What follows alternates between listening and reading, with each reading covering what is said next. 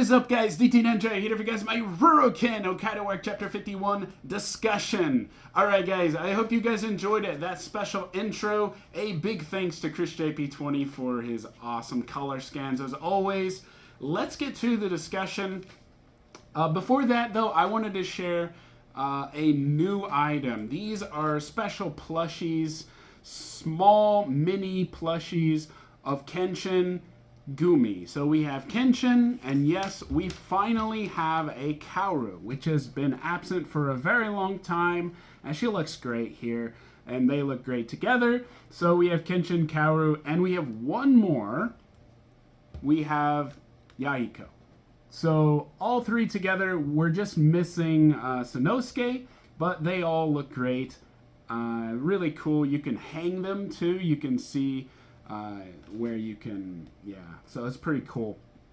But anyways, I got these on Mercari if you're curious, but I just wanted to quickly share with you guys. I got some more items coming, and I got some more items, so I will be sharing them throughout my coming videos. Let's get to the discussion. Now, I chose 4 questions for this particular discussion, and I think these really are some are deep, more are make you think, because not only is it for this chapter, but it could be for the future chapters. And some of the questions are hard to come up with because I know what happens. I've been translating chapter 56 right now, so I know, you know, what happens, and, you know, so sometimes it's a little difficult to come up with questions, but I think I came up with some good ones. So let's get to it. The first question: do you think Ashitaro will unleash the Mugenjin again?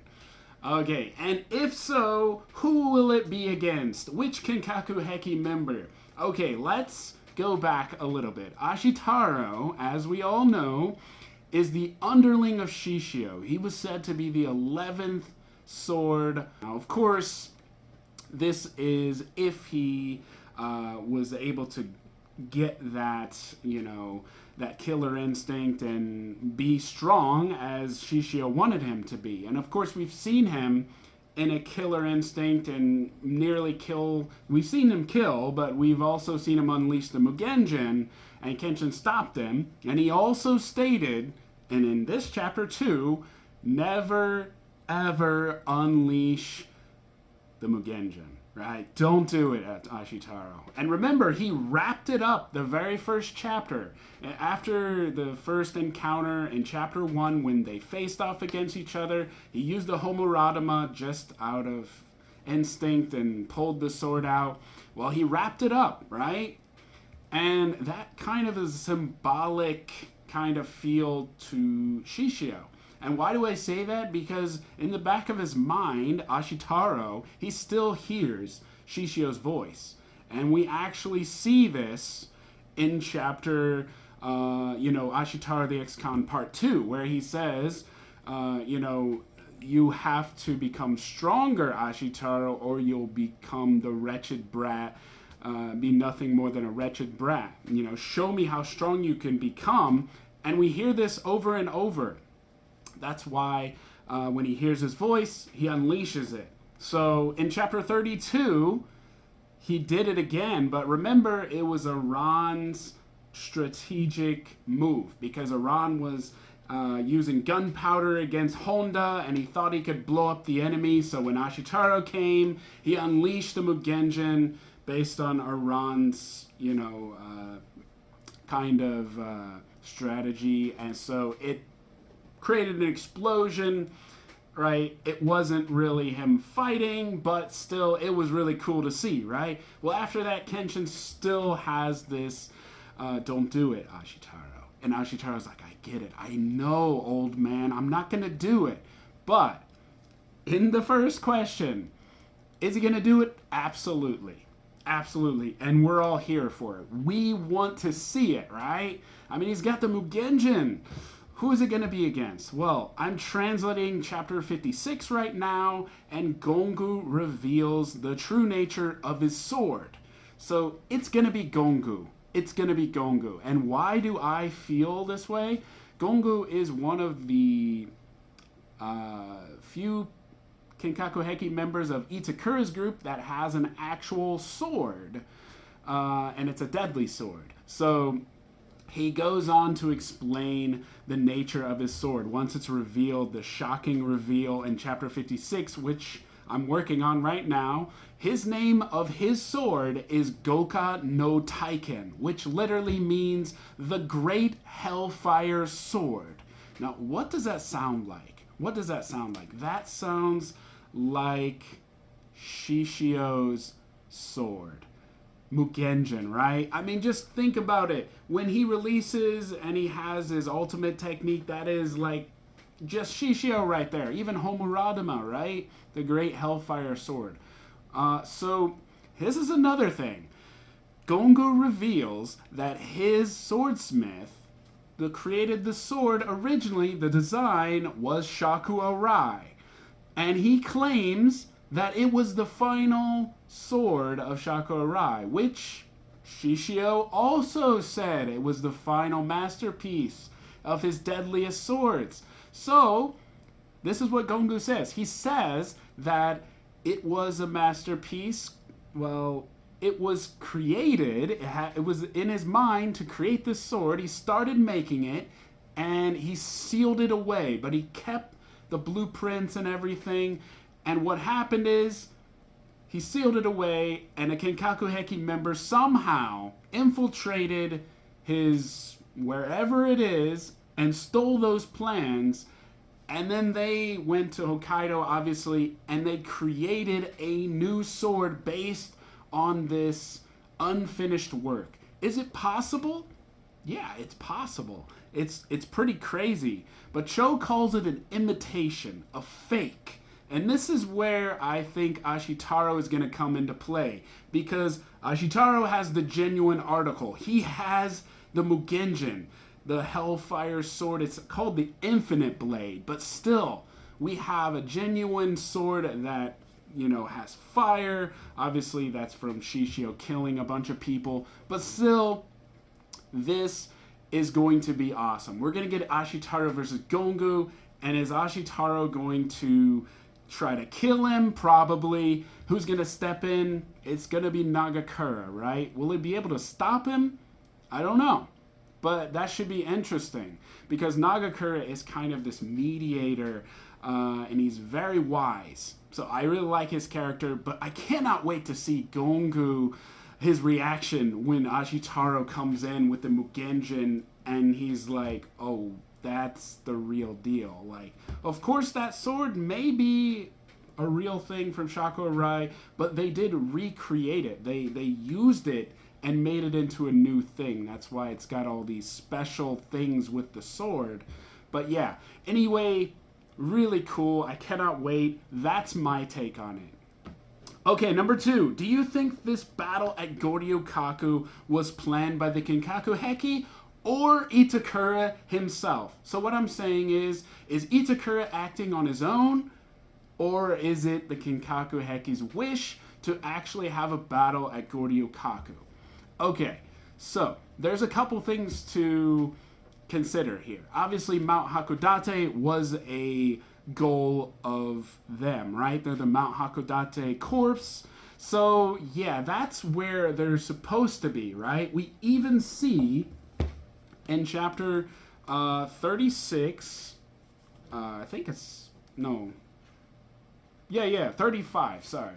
35. You actually see both Itakura here, and this is Goryokaku, and then you see Gongu here, and this is Mount Hakodate. So they're at two different places, and you see the stronghold that they created on top of Mount Hakodate.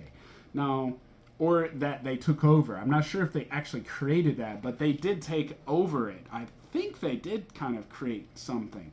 But anyways, I think, this is my thinking, Itakura is acting on his own because he's not showing up for the meeting in chapter 15. He was supposed to be there. And a bunch of people, including Shokun, said he's troublesome and he needs to come see me, and he has yet to do it, right? And we've seen Doi constantly saying, you've got to go to HQ, they're calling you, and he's like, stop telling me what to do, right? So is Itakura just doing all of this just so that he can fight the strongest fighters, the strongest of warriors. And in that mindset, I think so. I don't think he's actually thinking about the Kenkaku Heki. He was trained to think like this for Kenkaku Heki, but now he's got his own agenda, and his own group is following him because they're scared of him. That's my thinking.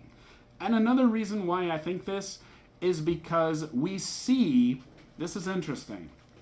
Okay, Shiriokaku was a fortress during the Battle of Hakodate back, during the Bakamatsu in Hokkaido. And this is where the point where you got Kanzato, one of the main commanders, with the Kabato prison group, right? The attack squad. Now, look who's there. Tadakura, right? The old man. And he has great respect for this old man. He even talks to him right here. Well, I'm going to show you something that's very interesting. So, in Volume 7, episode or chapter 38, I can't believe I said episode, chapter 38, look who's there at Mount Hakodate. Look closely. Okay, you got, remember the one-eyed, scarred guy. And then, of course, you got Gongu here. And look who's next to him. Tadakuro is eating with him and talking to him. Why is that guy there? Why is that guy there? Well, I think Kanzato told him to go there and kind of spy on him. Basically, what are they up to? What is Itakura doing? And so maybe Kanzato doesn't trust Itakura and that they're completely separate. So I don't think Goryokaku was actually a strategy of Kenkaku Heki. Of course, Goryokaku is very historical. It's where Hijikata met his end. So they're recreating this battle. But is that Itakura's doing? Because he knows Saito. He knows Kenshin. He knows all these Juppungatana are coming to fight. So he wants to test his own strength. That's what I think. And you're going to see that in chapter 56, because Itakura will fight eventually. Alright guys, the next question. What is Doi's weapon of choice? So you'll see in this chapter, he has this really sharp weapon, and it comes out to a point, almost like a huge arrowhead, and he's holding on to it. And it's not like the rock that he is, right? It looks like some kind of crystal even. It's black in color, and Chris JP20, he colored it and it looks green. I think it looks great. So what kind of weapon is it? Is it, I looked some of these up, obsidian, dark black and dark green, or is it something else? I'm not really sure, but in the next question we're going to talk about he does, and I mean, it's really big, and you'll see him slice Sanosuke in the back, and you'll see it's black, and obviously around it there are these little, like, curvature, like jagged edges, so it seems some kind of like crystal rock or something. I'm not exactly sure, but I was just curious what it is. And the last question. Why did Doi use Rock Hammer Arm instead of his weapon of choice? So he had the weapon already, right? But instead of using that against Futai no Kiwami of Sanosuke, because Sanosuke insults him, saying you're a coward, you talk about being an Ikitozen, but here you are under the ground like a coward, and he comes straight up to the surface. And of course, they face off, and we have Sanosuke with his Futai no Kiwami, and then you have the rock hammer arm of Doi, and they clash, right? That's a pretty cool scene. I got it colored, so take a look. Alright, so as you can see, it's a really cool scene. But one thing I want to say is that the weapon of choice changes. Maybe he changed his hand, his arm, and he actually created the weapon based on the rock that he is. Like the rock that's surrounding his body actually is almost like the spike or the rock hammer arm. So he uses that as a way to test the ability of Sanosuke. And when he hits him with Futai no Kiwami, it shatters, but it doesn't break the whole thing. So he still has a free arm, and it creates a vulnerability in Sanosuke. And that's why he gets hit, and he goes flying under the ground. So that's what I think. And I also think that maybe if, in fact, Sanosuke did shatter that weapon of choice, that strong, sharp-like object, maybe a crystal rock, then it would have been a serious issue, because maybe that weapon is very important, and if that's gone, then the advantage would be for Sanosuke rather than the enemy. So that's my thinking on that. But anyways, guys, those are my discussion questions. Quite short this week.